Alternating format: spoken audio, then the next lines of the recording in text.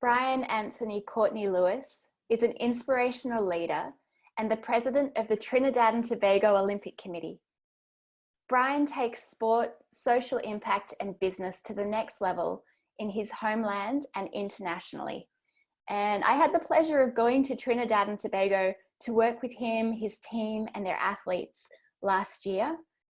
And I'm so excited to be bringing this uplifting and future thinking approach to our ECCO Think Tank today. Brian will launch, or he's going to be our first keynote speaker for the day, and he'll be sharing on the concept of opportunity within a crisis. He has 32 years of experience in sports leadership and has established a reputation as a creative and insightful thought leader. Prior to assuming the presidency of the Trinidad and Tobago Olympic Committee, Brian served on several committees, including marketing and finance, and has worked hard to secure sponsorship opportunities.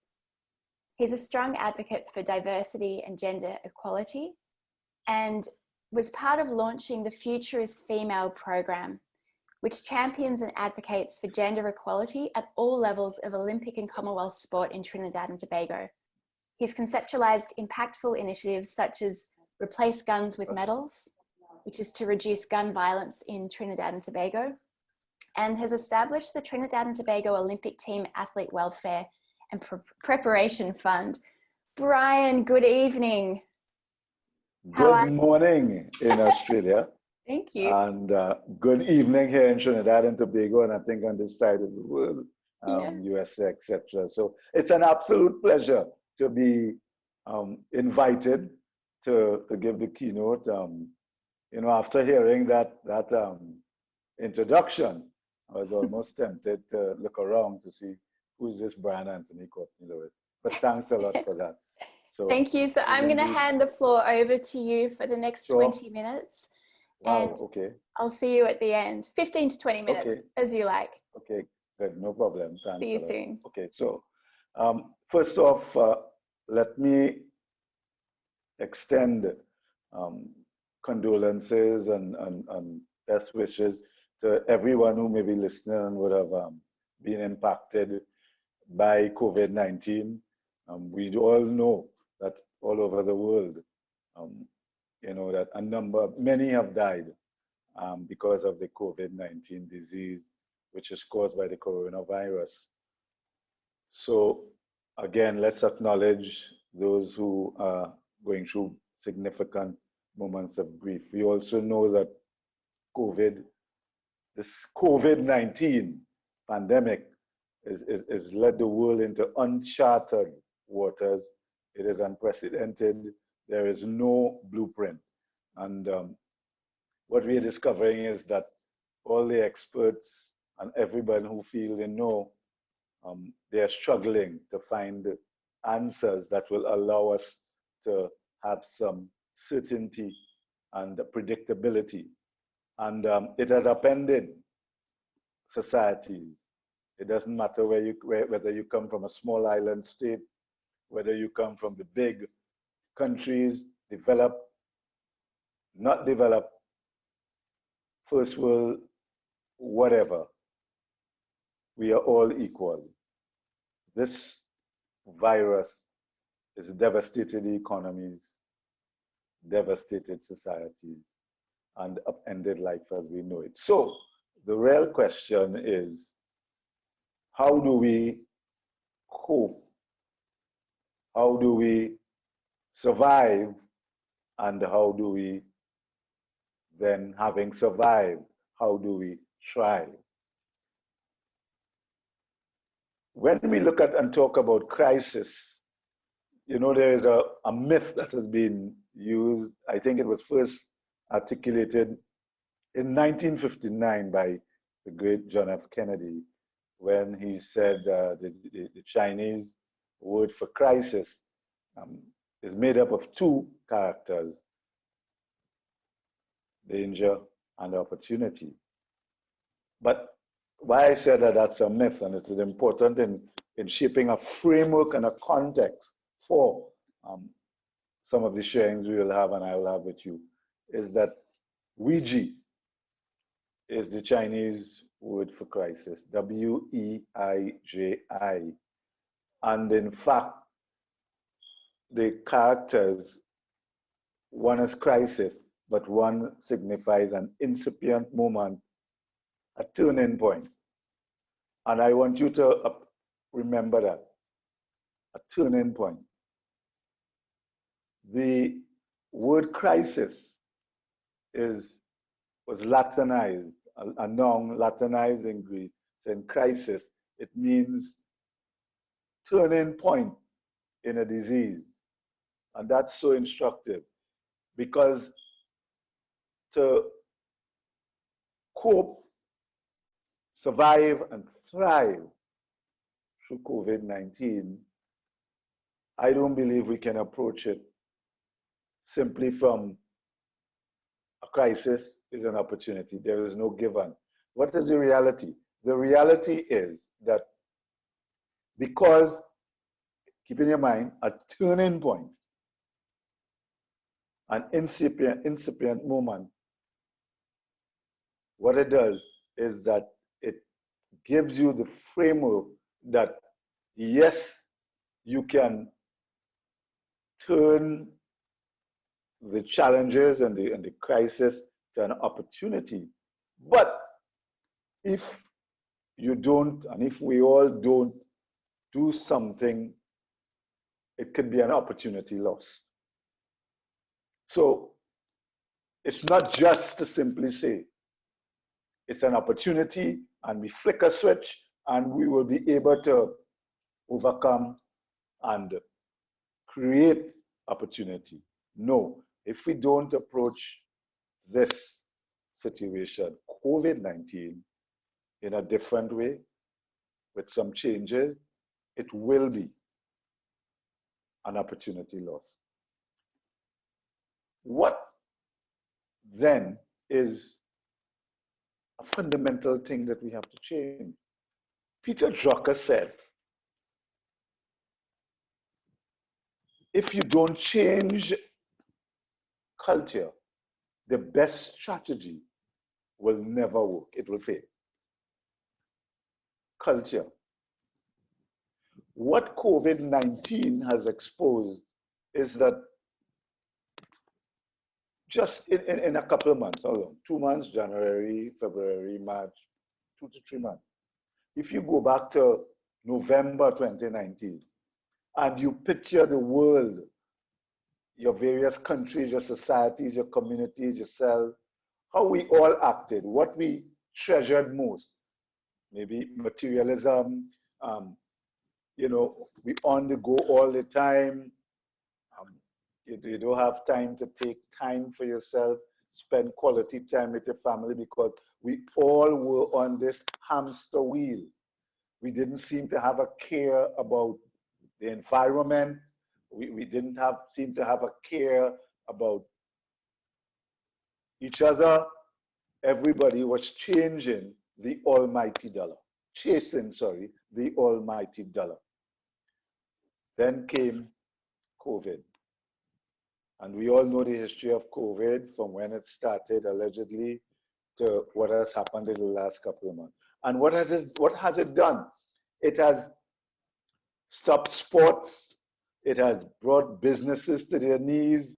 It has brought countries and societies to their knees. We have had lockdowns, stay at home. What was once considered high status positions have now been demoted in a way to, and I apologize for using that word, demoted to be non-essential. And the jobs and the people that we may have looked down upon, they have now been elevated to essential. Without them, without their heroic action, without them putting their lives and their families' welfare on the line, we wouldn't survive, some of us, or life wouldn't go on.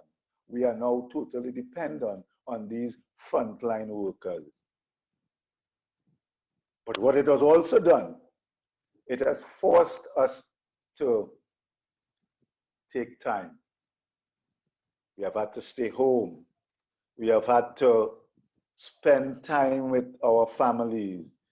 We have work at home, working from home. It's now digital culture.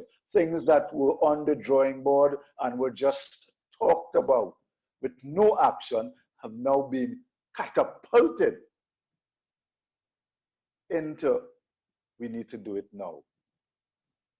But the most important point I would like to share and leave with you is not so much the digital, not so much the strategic plans, not so much looking into the crystal ball and trying to author a new future and trying to answer the question, how will I, how will you, how will your family, how will your organization fit into the next normal? To me, it rests with culture. Because if we don't change our mindset and our attitude and reflect and build the reflection, the skill of reflection, we will not learn. I am making the point to suggest that the most important thing we can do as a start point is reflection. Use the opportunity of having to stay home, having to come right down to reflect.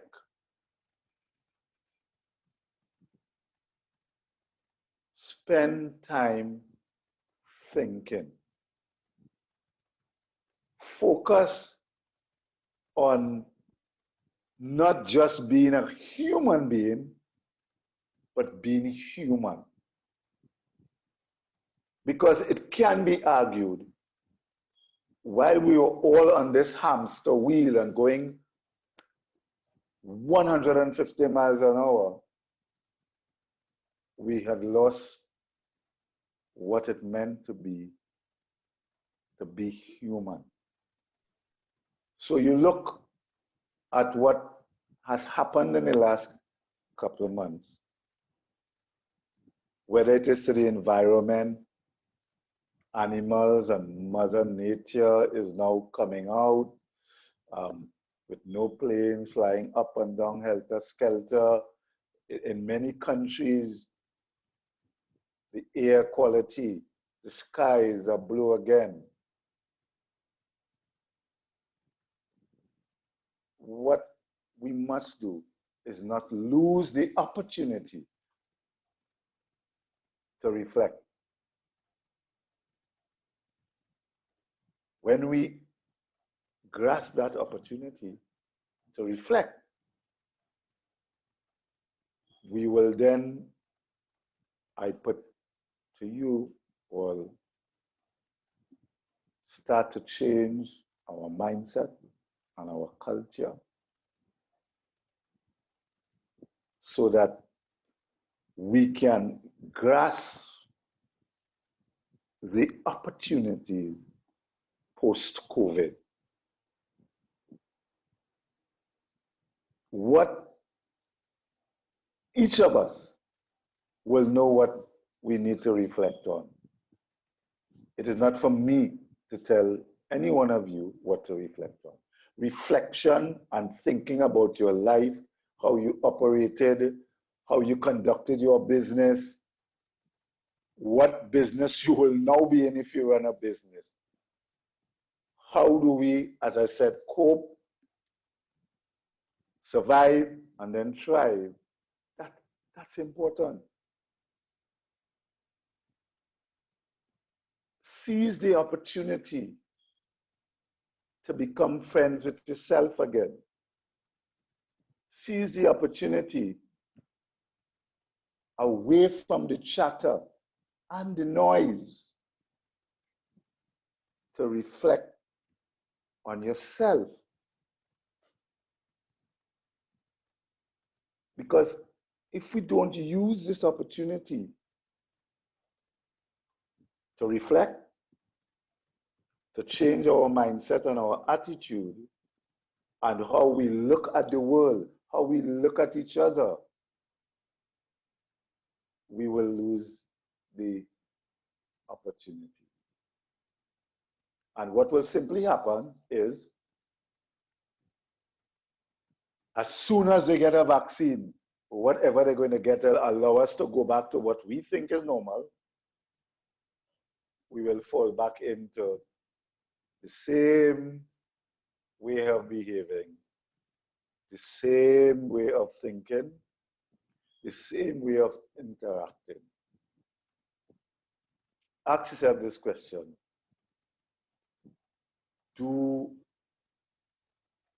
Would you have thought that in, let's say, November, that the people that are now considered essential, who are providing you with simple things, you know what it is, the person in the grocery, the person in the pharmacy,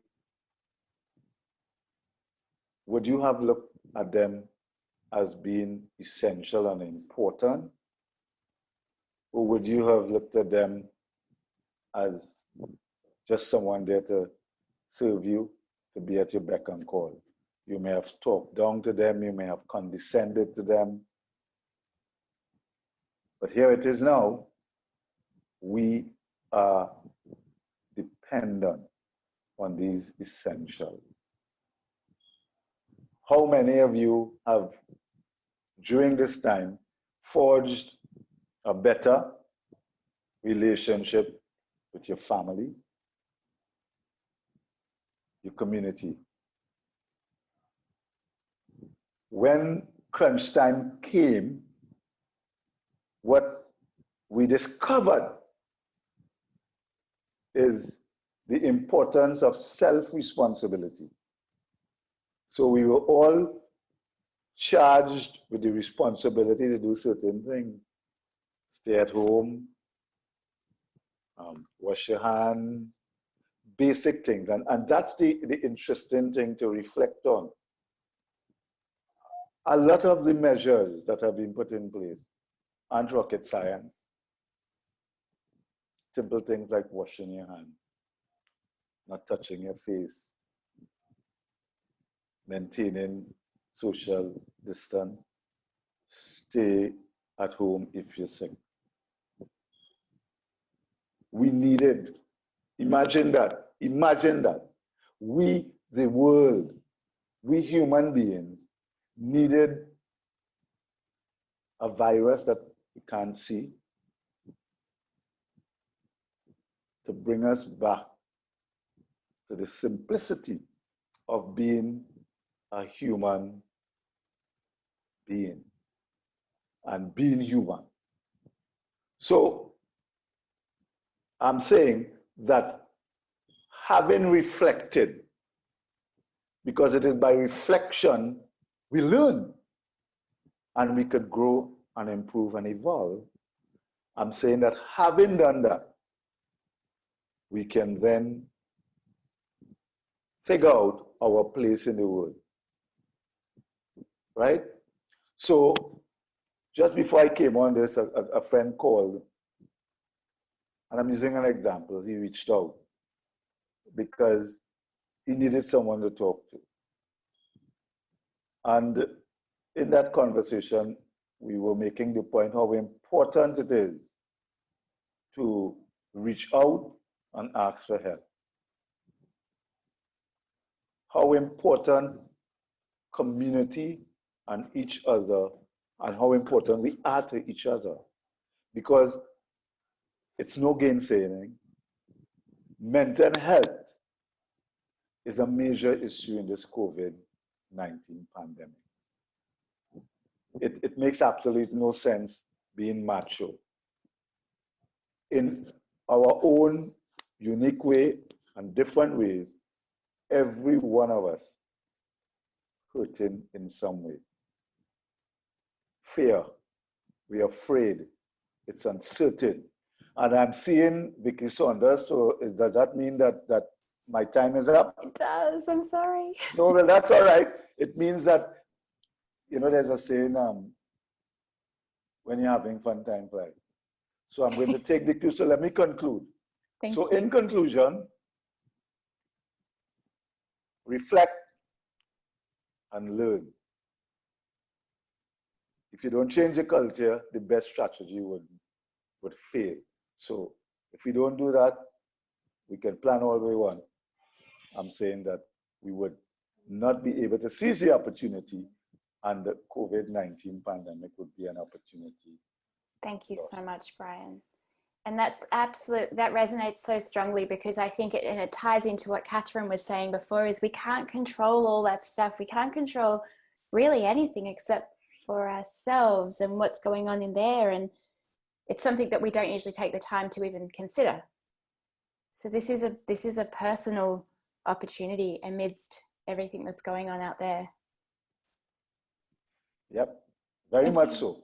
Thank you so much. I was really looking forward to hearing that. I had no idea what to expect. I knew it was going to be something really insightful, so I'm definitely not disappointed. Thank you so much, and I look forward to seeing you soon, and stay safe and well.